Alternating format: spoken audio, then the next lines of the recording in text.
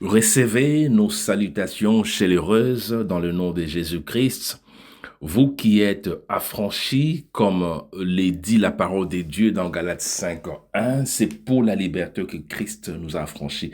Nous sommes des affranchis, nous sommes au continent Afrique, Amérique, Europe, Océanie, Asie, nous serons éventuellement au pôle Nord et au pôle Sud, comme le Christ a dit à les fêtes de toutes les nations, mes disciples. Que Dieu vous bénisse, que Dieu bénisse vos maisons, que Dieu bénisse vos entreprises, que Dieu bénisse vos enfants, que Dieu bénisse vos projets. Nous sommes très contents, nous sommes très zélés pour ces instants que nous avons reçu de la part du Seigneur. Nous voulons parler de sa part. La parole de Dieu dit, nous sommes ouvriers avec le Christ. Et nous voulons recommander ces moments entre ses mains. Éternel Dieu Tout-Puissant, toi le Père de lumière qui ne connaît ni changement ni ombre de variation, nous venons à ta présence, nous venons à tes pieds, à tes parvis, comme instrument que tu t'es choisi, le canal par lequel tu veux parler à ton peuple. Laisse que cette parole soit une valeur ajoutée dans la foi de quelqu'un. Laisse que cette parole, ces moments favorables, apportent un avantage, un bénéfice dans la vie de ton fils, dans la vie de ta fille. Nous voulons rendre tout esprit captif à ta volonté. Nous voulons implorer la grâce et la faveur du Saint-Esprit au milieu de nous. Et c'est là dans ton nom saint et merveilleux, Seigneur Jésus, nous avons ainsi prié. Amen. Bien-aimés dans le Seigneur, comme vous le savez, nous sommes en train de grainer, de décortiquer les différents sous-thèmes qui nous rapprochent de notre grand thème, ton Jéricho va tomber. Oui, dans cet élan, nous allons continuer. Nous avons aussi un sous-thème qui nous rapproche davantage à ce grand thème. Et ce sous-thème est tiré du livre de Josué au chapitre 1, du verset 1er au verset 9. Mais nous n'allons pas nous attarder sur le 9 verset parce qu'il n'y a pas assez de temps. Il faut que ce soit un séminaire. Mais nous allons marteler. On va arroser. On va marteler le chapitre 1er au verset 5. Et le sous-thème, c'est « Nul ne tiendra devant toi ». C'est l'Éternel qui parle à Josué. Nul ne tiendra devant toi. J'aime ce verset, pourquoi? Parce que l'Éternel se présente comme étant le bouclier de Josué. Non seulement bouclier de Josué, parce que Josué est le leader qui conduit les troupeaux de l'Éternel. Il est le berger du troupeau de l'Éternel. L'Éternel est le bouclier pour Israël. Nul ne tiendra devant toi. L'Éternel vient se présenter comme étant le Jéhovah Sabaoth, l'Éternel des armées. Nul ne tiendra devant toi tant que tu vivras. Je serai avec toi comme j'ai été avec Moïse. Je ne te délaisserai point, je ne t'abandonnerai point. Alléluia. J'aime cette promesse. Dieu est en train de parler prophétiquement à Josué. Je serai avec toi comme j'ai été avec Moïse. C'est un futur, mais c'est un futur chronos par rapport au temps matériel qui régit le temps de Josué, qui régit le temps de la nation israélite à ces moments-là. Mais Dieu est, je suis, il est là présent. Alpha, Emmanuel et Oméga au milieu de son troupeau. Nul ne tiendra devant toi. Je vais te dire ça aujourd'hui. Que l'Éternel soit avec toi, comme il a été avec Josué. Nul ne tiendra devant toi tant que tu vivras. Je serai avec toi comme j'ai été avec Moïse. Et l'Éternel veut te dire qu'il ne va pas t'abandonner. Il ne va pas te délaisser. Il te sera fait selon ta foi. L'Éternel a dit, je ne te délaisserai point, je ne t'abandonnerai point. Et que cela soit ainsi dans ta vie. Mais, comme on l'a dit, nous avons le premier verset au 9. Quand Dieu commence à parler à Josué, Dieu commence à faire le tas des lieux de la mort de Moïse. Moïse, mon serviteur, est mort. Tu as été serviteur de mon serviteur Moïse. Moïse, mon serviteur, est mort. Lève-toi et traverse le Jourdain. Pourquoi Dieu vient faire l'état des lieux de la mort de Moïse devant Josué? Mais en fait, c'est quoi? Il y a ce qu'on appelle une remise et reprise. Moïse a pris le bâton en quittant l'Égypte, Sukot, Et jusque-là, au niveau du Jourdain, Moïse est mort et Josué doit prendre le relais. Le peuple n'est pas encore arrivé à destination parce qu'il y a une promesse qui plane sur Israël. Cette promesse faite à Abraham, Isaac, Jacob. La promesse n'est pas encore arrivée. Le peuple n'est pas encore arrivé sur cette terre où coule le lait et le miel. Le peuple est sur le parcours, le chemin de la promesse. Mais le peuple a besoin d'un leader. Moïse est mort et Josué est le successeur de Moïse. Mais Dieu qui sonde le cœur, le réalise que Josué a peur de pouvoir prendre la position de leadership, de pouvoir prendre la responsabilité de mener ses peuples.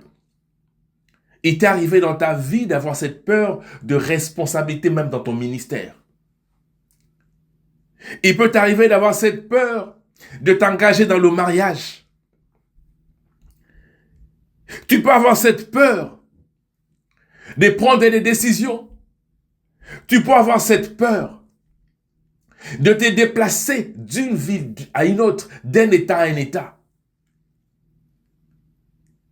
Dieu vient réconforter Josué. Nul ne tiendra devant toi. Mais Dieu veut que Josué enlève d'abord la tristesse, la mélancolie parce que son maître Moïse est mort. C'est ça le grand problème que nous avons, nous, peuple de Dieu. Nous, enfants de Dieu, nous avons ces problèmes-là. Papa est mort, maman est morte. J'ai été chassé de l'entreprise. Le fiancé, la fiancée est partie. Elle a fait volte-face. On s'attendait au mariage. Un mois avant le mariage, elle a changé. Non. En anglais, on dit think about the next step. Dieu veut que tu penses à la prochaine étape. Il y a une promesse qui t'attend. Mais aussi un autre bémol, un autre problème avec les enfants de Dieu. Nous avons tous la promesse du salut. Oui, nous avons la promesse du salut. Ça, c'est générique, c'est général. Mais quelle est la promesse particulière qui te concerne? C'est ça le grand problème avec les enfants de Dieu. Il est difficile de pouvoir avancer vers la destinée tant qu'on ne maîtrise pas la promesse. Quelle est cette promesse particulière qui te concerne? Mais pour les peuples d'Israël, il y avait une promesse qui les accompagnait. C'est terre Canaan. Mais Josué est là, est en train de conduire les peuples de Dieu. Dieu va enlever l'amertume, la mélancolie. Oh, j'aime ces versets de Philippiens 4, 6, qui nous dit ceci. Ne vous inquiétez de rien. Et Dieu va te dire aujourd'hui, ne t'inquiète de rien. Mais en toute chose, faites connaître vos besoins à Dieu. Par quoi? Quelqu'un peut me compléter? J'aime ces versets. Par de prières, des supplications, avec des actions de grâce. Et la paix de Dieu qui surpasse toute intelligence gardera vos cœurs et vos pensées en Jésus. Que tes pensées soient connectées à Jésus. Tu vas aller de l'avant? Do you want to move to the next step? Tu vas aller de l'avant. Tu veux bouger. Tu vas aller vers la promesse. Connecte tes pensées à Jésus-Christ. Je ne sais pas avec qui ou avec quoi tu es connecté. Mais je te dis, connecte tes pensées à Jésus. Tu vas aller à une nouvelle saison de ta vie. Connecte tes pensées à Jésus-Christ. Nul ne tiendra devant toi tant que tu vivras. Dans la marche avec Dieu, il y a de préalables. Il y a la promesse qui attend les peuples de Dieu. Mais Dieu nous dit ceci. Il faut oublier le passé. Apprenons à oublier ce qui s'est passé. Papa est mort, maman est morte, je suis resté orphelin, orpheline. À 1 mois, à 2 mois, j'ai habité chez mon oncle, j'ai habité chez ma tante, j'ai été sous maltraitance. J'ai été ajourné 2, 3 fois. Oui, ça c'est la petite histoire, je vous dirai. Moi, je suis de ceux qui ont été sacrifiés par la démocratie en République démocratique du Congo. Mes années académiques, il y a des années académiques où j'ai fait 2, 3 ans. J'ai changé même d'université. Mais cela ne m'a pas arrêté. J'ai quitté l'université de Kinshasa pour aller à l'université de Lubumbashi.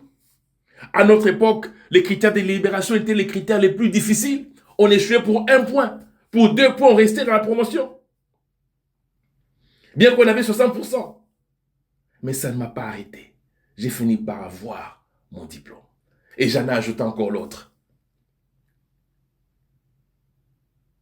Dieu veut que tu oublies le passé et que tu t'élèves pour traverser le Jourdain.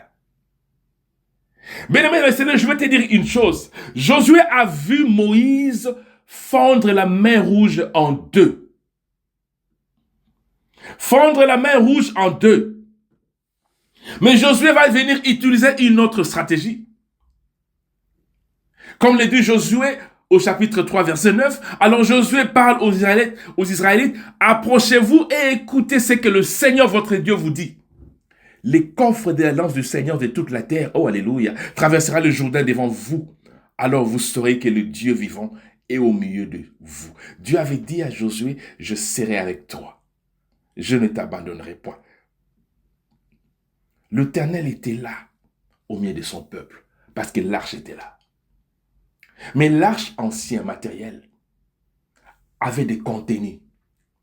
L'arche était le contenant, mais il y avait les contenus. Aujourd'hui, c'est ton cœur qui est l'arche, qui est le contenant. Mais quel est le contenu de ton cœur? Je me souviens par le passé, une de nos bien-aimées, je ne sais plus encore qui, Maman Lucie, je pense, qui avait parlé, je crois, du proverbe, qui disait que non, garde ton cœur plus que toute autre chose, car c'est de lui qui vient les sources de la vie. Alléluia. Dans l'arche ancien, il y avait le tablette. C'est l'un des éléments qui était là. Je n'en cite pas tout parce que j'ai dit, voilà, ça peut nous prendre un séminaire. Les tablettes de la loi qui symbolisaient la parole de Dieu. Dieu a dit à Josué que ces livres de la loi ne s'éloignent au point de ta bouche. Médite-les jour et nuit, afin d'agir fidèlement selon ce qui est écrit. C'est alors que tu auras du succès. C'est alors que tu réussiras dans tes entreprises. Alléluia. Qu'est-ce qu'il y a dans ton cœur? Est-ce que la parole de Dieu est inscrite sur ton cœur? Est-ce que la parole de Dieu est inscrite sur les linteaux, les portes de ta maison, comme Dieu le dit dans le rabbinisme, dans Deutéronome, quand il dit, écoute Israël, il n'y a point d'autre Dieu. Oui, inscris ces paroles sur les poteaux. Tu inscriras ça dans ta maison. Quand tu seras en voyage, tu enseigneras à tes enfants. Est-ce que cette parole est inscrite dans ton cœur? Nul ne tiendra devant toi tant que tu vivras, bien-aimé dans le Seigneur. Je vais achever en disant ceci dans Hébreux 13:6. C'est donc avec assurance que nous pouvons dire, le Seigneur est mon aide. Je ne craindrai de rien. Que peut me faire un homme? Alléluia. Que peut me faire un homme? Vous reconnaîtrez que le Dieu vivant est au milieu de vous. Josué 3:10. Qu'il chassera devant vous les Cananéens, les Essiens, les Éviens, les Phérésiens, les Girgasiens, les Amoréens et les Jébousiens. Que peut te faire le muraille de Jéricho? Que peut te faire le Zanakim, le fils d'Anak? Que peut te faire Goliath l'incirconcis? Que peut te faire la maladie? Que peut te faire le célibat? Que peut te faire le chômage? Que peut te faire la stérilité? Le Seigneur vivant est au milieu de vous. C'est avec assurance. C'est avec assurance. Qui peut te faire Jéricho? Laisse que la face de l'Éternel luise sur toi. Laisse que son nom soit inscrit sur toi. Que 1000 s'élèvent à gauche, 10 000 à droite, tu ne seras pas à tomber. De tes yeux, tu verras la rétribution de méchants. Bien-aimé, de tes yeux, tu verras l'ennemi tomber. De tes yeux, tu verras le muraille de Jéricho tomber. De tes yeux, tu verras la victoire. Tu saisiras ta promesse. Sois connecté avec Jésus-Christ. Oh, alléluia. Oublie le passé. Porte l'arche. Traverse le Jourdain. Avance vers la destinée. Reconnais la promesse qui t'accompagne.